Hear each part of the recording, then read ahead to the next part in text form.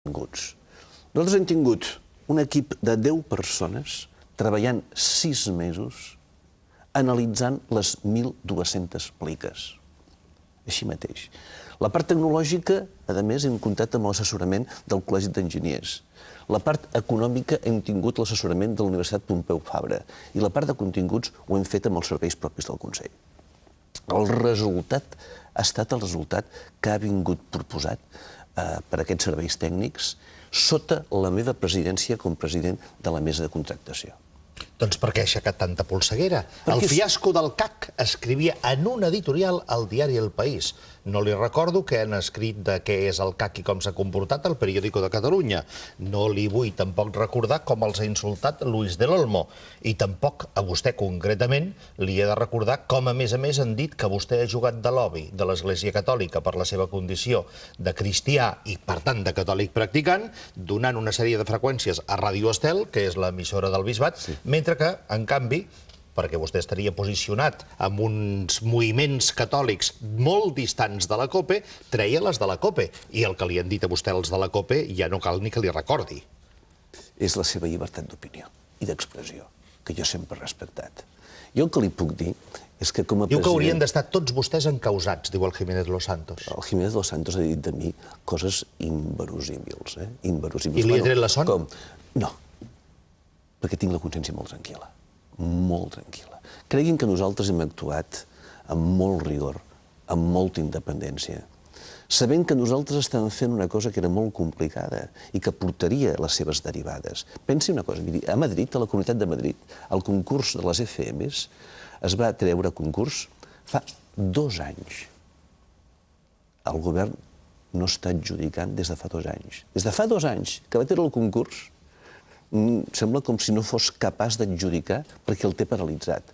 El mateix el govern de València. Nosaltres, un cop tret el concurs, en 6 mesos, i seguint un procediment administratiu, hem tret aquest concurs. Li vull respondre a aquesta acusació que se m'ha fet de ser catòlic. Miri, vostè, senyor Cuní, que ens coneixem, ja ho sap, i més, en el món del PSC se sap que jo soc catòlic i forma part de les meves conviccions més profundes. Jo sempre dic que jo soc socialdemòcrata i liberal, catalanista, però amb el tema nuclear, aquell tema que dona sentit a la vida, jo soc catòlic. Doncs bé, escolti, és que no es pot ser creient i president del Consell Audiovisual. Li pregunto jo. És que per ser president del Consell Audiovisual no s'ha de tenir ni ideologia ni creences.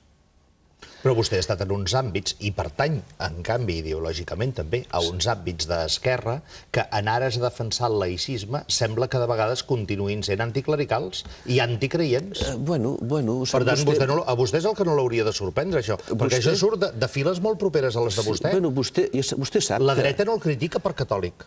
Vostè sap que el socialisme té una matriu. El socialisme té diverses matrius, i una és la matriu de la laïcitat republicana, que té un pes important.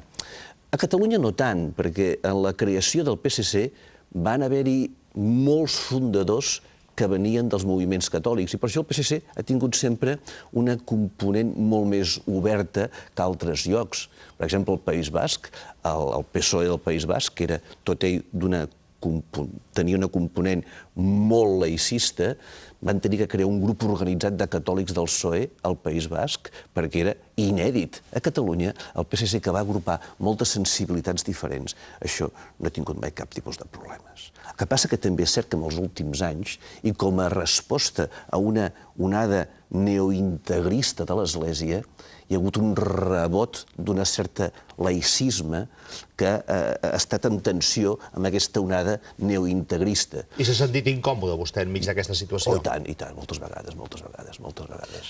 Tornem, de tota manera, a les acusacions que es fan al CAC. Es posa de manifest que vostès viuen molt bé, que cobren molts diners, que, a més, són susceptibles a les pressions de segons qui. Vostè ha hagut de sortir recordant que havia tingut moltes pressions, recordant que han estat insultats els consellers i alhora també explicant-nos que van trobar fins i tot un micròfon ocult a la sala de reunions. Anem per part, senyor Cuní. Primer. Comencem pel micròfon. Pel micròfon. Sí, home, clar, és que em sembla... Vull dir, això vol dir que hi ha hagut espionatge abans de prendre aquestes decisions. Estem parlant d'espionatge. Veurem. Un micròfon que estava actiu. Sí. Veurem. Això està ara sent investigat pels Mossos d'Esquadra. Jo normalment cada 6 mesos encarrego amb una empresa de seguretat una neteja que es diu tècnicament. Per què? Perquè el Consell tractem temes delicats, temes molt més delicats del que vostè es pot pensar. En els negocis jurídics de llicències hi ha molts diners en joc. Pensi que aquesta adjudicació, en el mercat, si es venguessin aquestes llicències, podríem estar parlant de 150 milions d'euros. Estem parlant de molts diners. Doncs bé, jo cada 6 mesos ordeno una neteja dels despatxos. Vaig ordenar-ne una el mateix dia de l'adjudicació, a primera hora, per si de cas. I vam trobar un micro sota el seient d'un conseller. Bé, un cop acabat l'adjudicació, me'n vaig anar a veure la fiscal del Tribunal Superior, Teresa Comte, a presentar-li una denúncia. I a les 2:30 tenia els Mossos començant un procés d'investigació, que diuen que potser avui tindrem més notícies. Si tinguéssim més notícies, ho farien saber els mitjans de comunicació. Bé, això és una mostra, diguem-ne, que aquest Consell, que vostè diu, Consell, té unes responsabilitats, en certa manera, prou importants i prou significatives sobre les pressions. Escolti, les pressions existeixen. I no únicament dels partits polítics, sinó també dels grups de comunicació.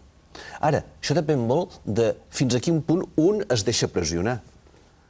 I jo m'he reunit amb moltíssima gent. I el tema és fins a quin punt hom, quan actua, i quan actua pensant l'interès general, es deixa o no pressionar per aquestes pressions. I fins a quin punt no hi ha hagut, al marge del CAC, pressions que venien d'altres esferes polítiques per interessos coincidents o per propostes que podien fer coincidents els interessos entre grups de comunicació i determinats partits polítics?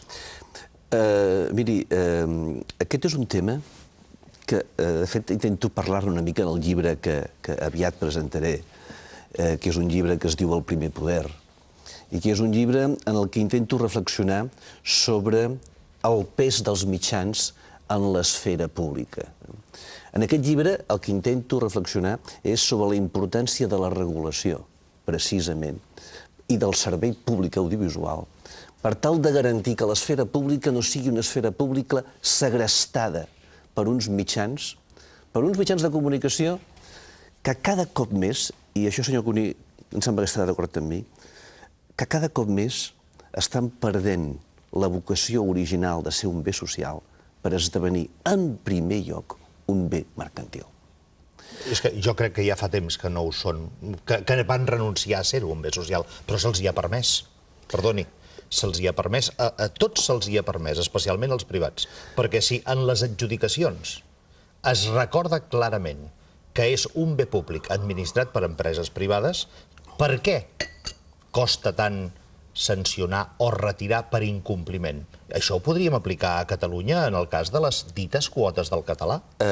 Quantes de les empreses, en aquest cas de ràdio, que han tingut adjudicacions, no compleixen amb el mínim de programació en català? Senyor Cuní, li puc dir avui, perquè a més hem fet aquest treball molt, que els acords que hem establert de programació en català s'estan complint.